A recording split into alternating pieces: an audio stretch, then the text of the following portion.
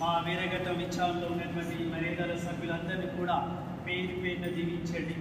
అమ్మ మరియ తల్లి రేపటి దినాన యావత్ ప్రపంచమంతటా కూడా మీ యొక్క జన్మదిన వేడుకలు కొనియాడుతూ ఉన్నారు.